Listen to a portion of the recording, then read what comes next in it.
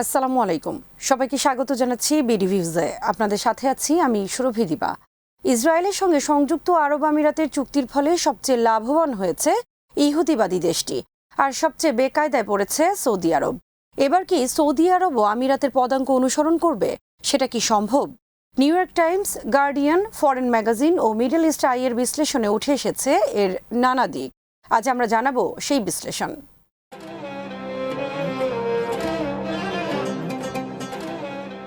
আমিরাতের সঙ্গে চুক্তির ফলে ইসরায়েলকে কার্যত কিছুই ছাড় দিতে হয়নি। চুক্তির জন্য পশ্চিম তীরে ইসরায়েল দখলদারিত্ব সম্প্রসারণ স্থগিত রেখেছে মাত্র। সুযোগ বুঝে আবার তা ঠিকই বাস্তবায়ন করবে। বিশ্লেষকরা বলছেন, আন্তর্জাতিক প্রতিক্রিয়ার কারণে ইসরায়েলের পক্ষে আরও ফিলিস্তিনি ভূমি দখল করা ইসরায়েলের পক্ষে এই মুহূর্তে সম্ভব ছিল না। ফলে ইসরায়েল কোনো ছাড় না দিয়েই পেয়েছে আমিরাতের মতো একটি আরব মুসলিম দেশের পূর্ণ বন্ধুত্ব। বিপরীতে আমিরাত ভূ রাজনৈতিক কৌশলের দিক থেকে কিছুটা লাভবান হতে পারে। বিশেষ করে আমিরাত এখন মধ্যপ্রাচ্যের নানা সংকটে মধ্যস্থতার জায়গায় চলে এসেছে।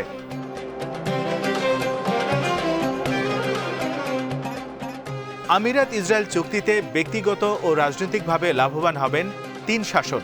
তারা হলেন ইসরায়েলের প্রধানমন্ত্রী বেঞ্জামিন নেতানিয়াহু, যুক্তরাষ্ট্রের প্রেসিডেন্ট ডোনাল্ড ট্রাম্প ও সংযুক্ত আরব আমিরাতের শাসক মোহাম্মদ বিন জায়েদ আল নাহিয়ান।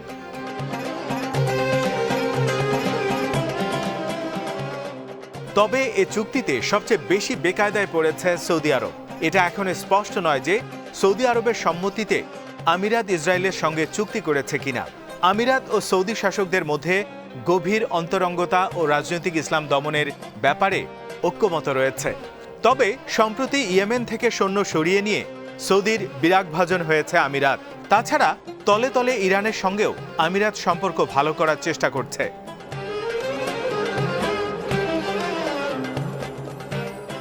অনেকে অবশ্য মনে করেন এবার সৌদি আরবও ইসরায়েলের সঙ্গে কূটনৈতিক সম্পর্ক স্থাপন করতে যাচ্ছে।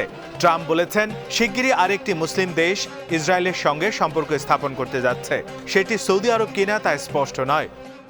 Just a few moments ago, I hosted a very special call with two friends, Prime Minister Benjamin Netanyahu of Israel and Crown Prince Mohammed bin Zayed of the United Arab Emirates, where they agreed to finalize a historical peace agreement. Everybody said this would be impossible.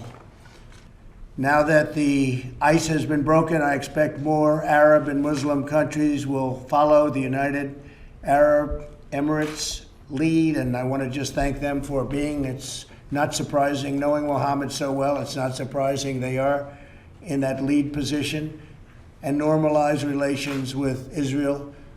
We are already discussing this with other nations, very powerful, very good nations, and people that want to see peace in the Middle East.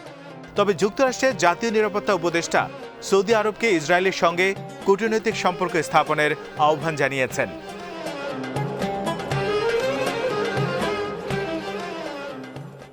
Saudi আরব মনে প্রাণে চাইলেও নানা জটিল সমীকরণে ইসরায়েলের সঙ্গে সম্পর্ক স্থাপন সহজ কাজ নয়। আমিরাত কখনো মুসলিম বিশ্বের সংকটে সোচ্চার ছিল না, তবে একসময় সৌদি আরব ছিল। এমনকি 2002 সালে সৌদি আরব একটি শান্তি পরিকল্পনা দিয়েছিল, যাতে বলা হয়েছে ইসরায়েল 1967 সালের আগের সীমানায় ফিরে গেলে আরব দেশগুলো তাকে পূর্ণ স্বীকৃতি দেবে।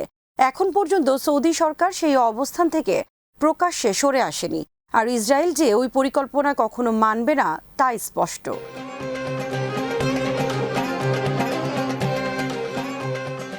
ইসরায়েলের সঙ্গে সম্পর্ক স্থাপন সৌদি আরবের জন্য সহজ নয়। সৌদি বাদশাহরা নিজেদের ইসলামের পবিত্রতম দুটি মসজিদের জিম্মাদার বলেও দাবি করে থাকেন। এখন জেরুজালেম ও আল আকসা মসজিদ ইহুদিবাদীদের নিয়ন্ত্রণে রেখে কিভাবে ইসরায়েলের সঙ্গে চুক্তি করবে তারা? সমস্যা আরও রয়েছে।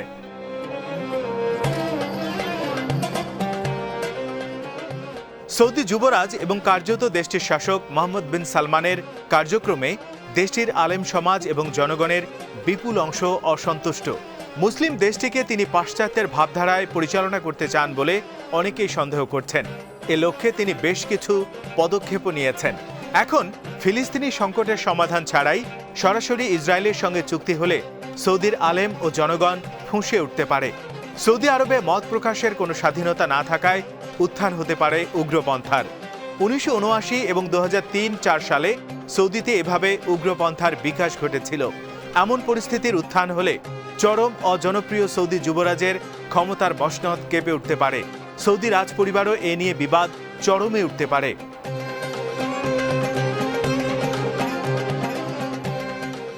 সৌদি আরব ইসরায়েলের সঙ্গে চুক্তি করলে এখন দেশটি হবে আমিরাতের পদাঙ্ক অনুসারী।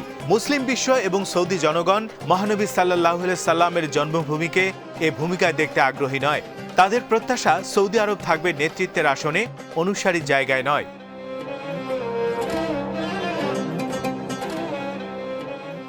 সৌদি আরবও এটা বুঝতে পারে, তাই আমিরাত ইসরায়েল চুক্তি নিয়ে তারা কোনো কথা বলছে না। এর কারণ হতে পারে তারা আমিরাতকে দিয়ে চুক্তি করিয়ে মুসলিম বিশ্বের প্রতিক্রিয়া বুঝতে চাইছে। এখন পর্যন্ত দেখা যাচ্ছে যে চুক্তির বিরুদ্ধে অনেকেই ফুঁসে উঠছেন। এর অগ্রভাগে রয়েছে তুরস্ক, ইরান ও ইয়েমেন। কয়েকটি আরব দেশ চুক্তিকে সমর্থন করলেও বেশিরভাগ দেশই নীরব থাকার নীতি গ্রহণ করেছে।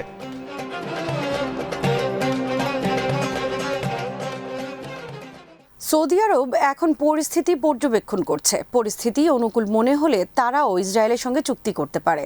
সৌদি আরবের চিরপ্রতিদ্বন্দ্বী ইরান যেভাবে ইরাক, সিরিয়া, লেবানন ও ইয়েমেনে প্রভাব বলয় তৈরি করছে, তাতে নিরাপদ বোধ করছে না রিয়াদ। ইরানের মোকাবিলায় তাদের এখন দরকার ইসরায়েলের সহযোগিতা। বহুদিন ধরে গোপনে এ ধরনের সহযোগিতা আরব দেশগুলো নিচ্ছে ইসরায়েলের কাছ থেকে। তবে এখন তারা আর রাখার ঢাকের ধার ধারতে চাচ্ছে না।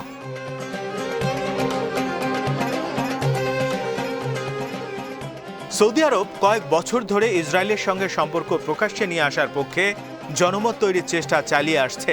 এর অংশ হিসেবে ইহুদিদের জয়গান এবং ইহুদিবাদী ইসরায়েলের সঙ্গে সম্পর্ক স্বাভাবিক করাকে উৎসাহিত করতে গত রমজান মাসে দুটি বিশেষ অনুষ্ঠান প্রচার করেছে সৌদি সরকার পরিচালিত একটি টিভি চ্যানেল। সমালোচকরা বলছেন, ইসরায়েলের সঙ্গে আনুষ্ঠানিক সম্পর্ক তৈরির পথ সুগম করতে আরবদের মনোভাব পরিবর্তনের এটা একটা নির্লজ্জ প্রচেষ্টা।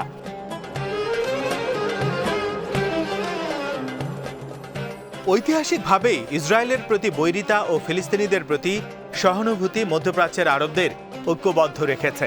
তবে সাম্প্রতিক সময়ে যুদ্ধ, বিচ্ছিন্নতাবাদী তৎপরতা ও অর্থনৈতিক সংকটে আরবের সরকারগুলো অভ্যন্তরীণ ইস্যুগুলোর দিকে বেশি মনোযোগ দিচ্ছে।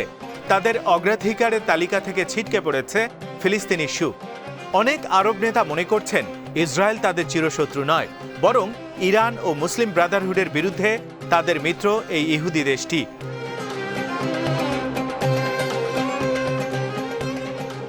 সৌদি যুবরাজ বলেছেন, ইসরায়েলের সঙ্গে তার দেশের বাণিজ্যিক ও নিরাপত্তা স্বার্থ রয়েছে। তিনি রীতি ভেঙে এ কথাও বলেছেন যে ইসরায়েলিদের নিজেদের ভূমির অধিকার রয়েছে, যদিও আন্তর্জাতিক আইনে ইসরায়েল একটি অবৈধ রাষ্ট্র।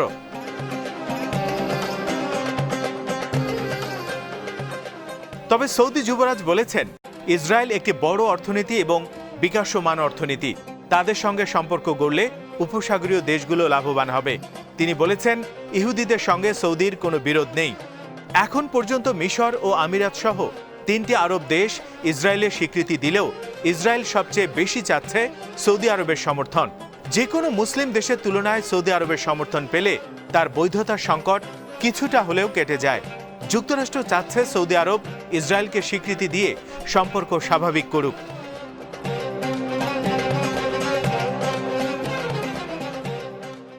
ট্রাম্পের জাতীয় নিরাপত্তা উপদেষ্টা রবার্ট ওব্রায়েন ইহুদিবাদী ইসরায়েলের সঙ্গে সম্পর্ক স্বাভাবিক করার জন্য সৌদি আরবের প্রতি আহ্বান জানিয়েছেন। তিনি দাবি করেছেন, তেল আবিবের সঙ্গে সম্পর্ক স্বাভাবিক করা হবে রিয়াদের জন্য চমৎকার সিদ্ধান্ত।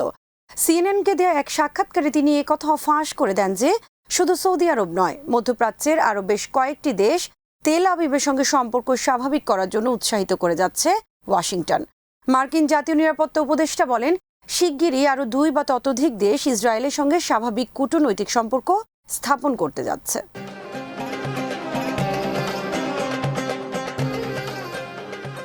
অনেক বিশ্লেষক বলছেন, ইসরায়েলের সঙ্গে চুক্তি করে আমিরাত নিপীড়িত ফিলিস্তিনিদের বিরুদ্ধে ইহুদি রাষ্ট্রটির অনন্ত যুদ্ধে যোগ দিয়েছে। আর এতে লাভবান হবেন ইসরায়েলের প্রধানমন্ত্রী বেঞ্জামিন নেতানিয়াহু, যুক্তরাষ্ট্রের প্রেসিডেন্ট ডোনাল্ড ট্রাম্প ও সংযুক্ত আরব আমিরাতের শাসক মোহাম্মদ বিন জায়েদ আল নাহিয়ান। ফিলিস্তিনিদের আশা ধ্বংসস্তূপে পরিণত করে তারা শান্তির জয়গান গাইছেন। গার্ডিয়ানের এক সম্পাদকীয়তে তাই এই চুক্তিকে ঐতিহাসিক ভুল বলে মন্তব্য করা হয়েছে।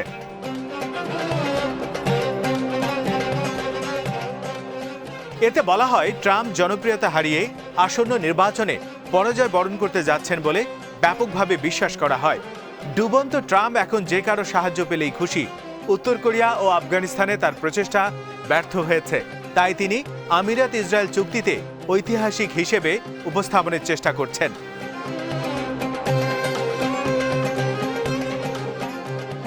নেতানিয়াহু নিজ দেশে চরম বেকায়দায় রয়েছেন। করোনা সংকট মোকাবেলায় ব্যর্থতার জন্য তার পদত্যাগের দাবিতে জোরালো আন্দোলন চলছে।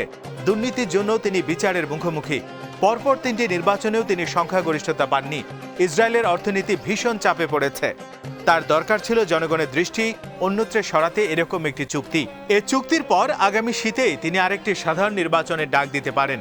চুক্তির ফলে ওই নির্বাচনে তিনি সংখ্যাগরিষ্ঠতা পাবেন বলে আশা করছেন।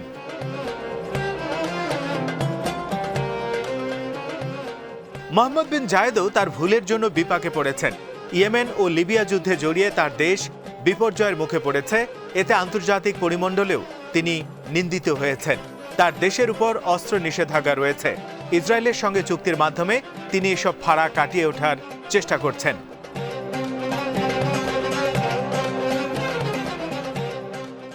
আজ এখানেই শেষ করছি। সবাই ভালো থাকুন, সুস্থ থাকুন আর দেখতে থাকুন বিডি ভিউজ। চ্যানেলটি ভালো লাগলে সাবস্ক্রাইব করুন। সংযুক্ত থাকুন আমাদের ফেসবুক পেজে। আমাদের ওয়েবসাইট bdviews.net ভিজিট করুন। আল্লাহ হাফেজ।